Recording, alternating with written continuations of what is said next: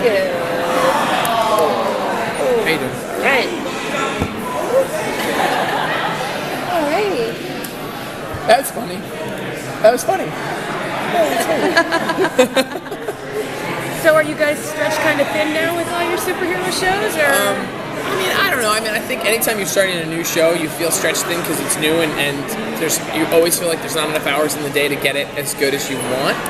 But it's not so much a byproduct of doing multiple shows, and I think if anything, they kind of inform each other. Sometimes we have writers crossover. Sometimes you can not be able to figure something out in this room, and you go to work on something someplace else, and it helps you figure the other thing out. So that part's helpful. I think we'd be pretty much feeling all the stress and pressure we'd be feeling even if we weren't doing anything else.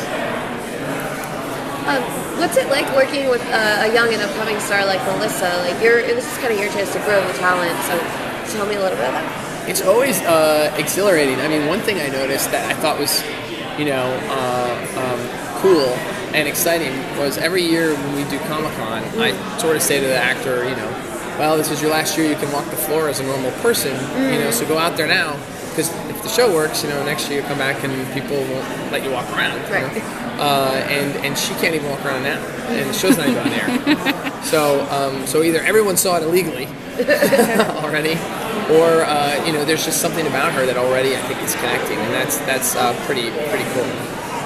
What comic references are you excited to kind of show on the show? Like anything that you have that you want to? Well, I mean, we've done a lot in obviously in Arrow and Flash. Arrow's the most like terrestrial, and then Flash has superpowers. This is our sort of avenue into the sort of intergalactic and aliens and those kind of things. So I think that's really cool and interesting and different, and so it's calibrating us figuring out now and calibrating. And then I think finally the what's known as the Superman mythology, it's her mythology too, only her version of it. And so it'll be exciting to sort of introduce that to people that may not know it, and to reclaim some of that, that it's her story too. So what is the relationship between this series and the DCU, Superman, like Man of Steel, Henry Cavill, like? I mean, other than the fact that we're really both lucky to work with, everybody at DC, and they're supportive of both. Right.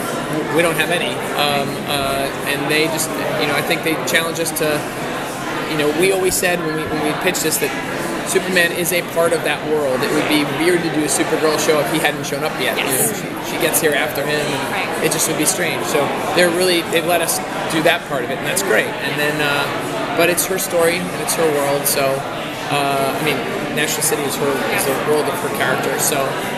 Sort of taking it that way. Well, it was nice to see the mention of the gift at the very end, and so that was my question. Like, is that there are going to be more moments like that? Yeah, there's fun moments like that. Okay, good. That I think everybody will appreciate. Yes, I appreciate it very much. Yeah, well, some people are like, it's too much. It's always you're calibrating. Trying to figure out how much is too much or too little. Yeah. So it's like having family on the other side of the country. Can you tease some of the characters you'll be using this season? Villains? Did they? I don't know if we're allowed to mention any of those things because they like to mention them. I'll get in trouble. But there are. You have an arc planned? We do have an arc planned. We have, and I would say, we have a couple of Superman villains that will make their appearance too. Which I can say that much, and that's interesting. And because look, they're obviously she's wearing an S, he wears an S. She can fly around, he can fly around, and bend things with his hands. She can bend things with her hands. They gotta have some kind of so people kind of go after her in that way. So. Oh, please go. Okay. There's a real focus on the sisterly relationships and the family dynamic in general. So we saw her adoptive parents briefly in the pilot. Do they get to come back? Yeah, you'll see more of them. We're about to work on an episode right now where you hear about, you see some stuff, and you'll see them in flashback too because they raced her. Excellent. Are we going to see a lot of the Kryptonian side? That is an element of the show for sure. You do see Krypton. We've got scenes on Krypton. Is there any parts of the Supergirl mythos from the comics that you guys are honoring in any specific areas of it? I mean, she's got, I think it's interesting. She's had a lot of different iterations. That there's clearly been a sense of like, well, maybe we didn't get it right. Let's try it again. Let's try it again. So there's different, elements. She died in Crisis when Barry Allen died, and that was when I became familiar with her character. And so we're kind of picking and choosing like we do with all of them. Although I've noticed that I felt like she has a lot more to sort of pick and choose from. And so hopefully this one will be, our own kind of blend.